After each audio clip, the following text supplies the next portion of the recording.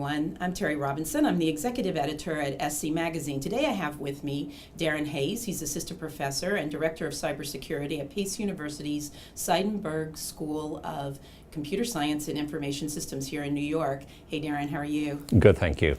Great to have you here today. So we've had a sort of whirlwind and very weird election cycle with a lot of implications for cybersecurity. So let's just jump right into it. What does it mean when, we've heard a lot about Russia in this election cycle. Were you surprised to hear so much about them?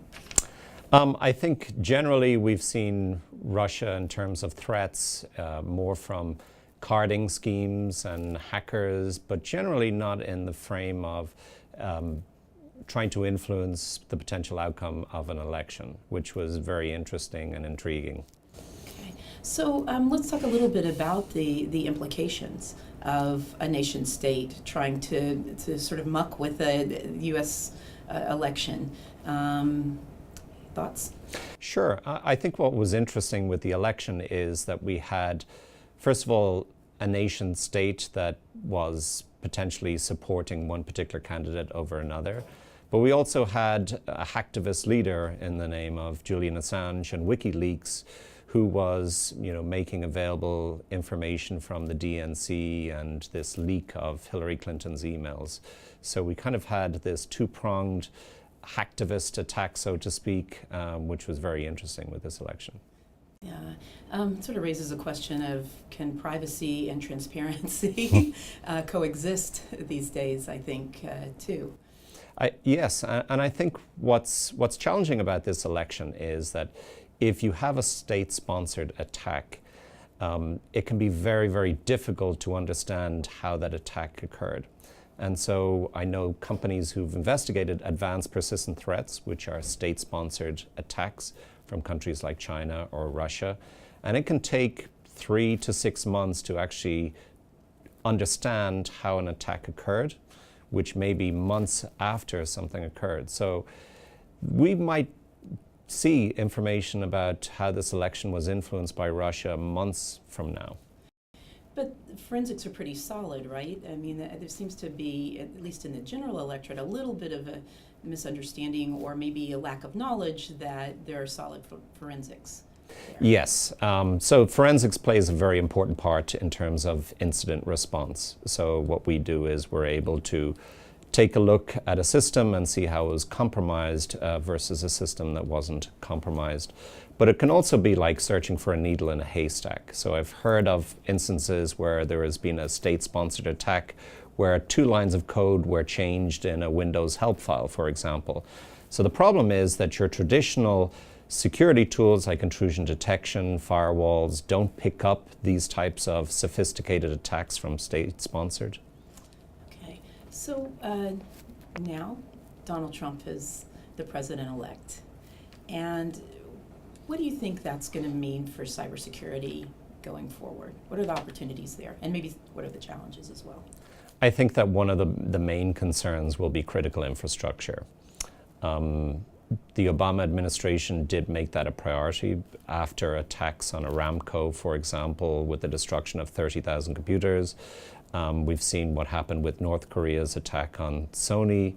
We've seen the attack by Russia on Ukraine with the black energy malware, which took out power for 800,000 people. And so there definitely needs to be a focus on critical infrastructure, making sure that we have the right people in place in the electrical grid and other parts of critical infrastructure, as well as paying them a right amount of money. So critical infrastructure needs to really be improved in this country to protect ourselves. It's a matter of national security. Great. So for this next administration and for government in general, can you name 2 or 3 things that they really need to do going forward to improve our cybersecurity posture? Sure. I think that one of the things that's critical is, and needs to be addressed, is this whole notion of the brain drain in government. Because we have some very competent people in the area of cybersecurity within the umbrella of Department of Homeland Security, for example, who are going to move to the private sector because they can make a lot more money. And also the government has been paying for more services in the private sector, which kind of has been detrimental to the government because more government employees are now starting up their own companies, especially in the area of cyber intelligence and threat intelligence. So that needs to be addressed. Are we going to pay government employees what they need? The other thing is education. So we have more cybersecurity positions than we do have people available to fill these positions. One of the areas that needs to be focused on is getting more women in computing. So we are in the teens in terms of representation of women in computing, and it's been on the decline for many, many years. Is a Trump administration going to be able to encourage women in computing? The other thing that's really important, this election has been particularly divisive.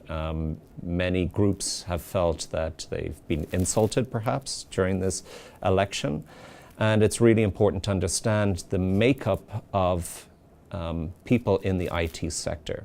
Many of them are foreign born. I heard a statistic not so long ago where 50% of Silicon Valley tech companies were started or co-started by somebody that was born in another country.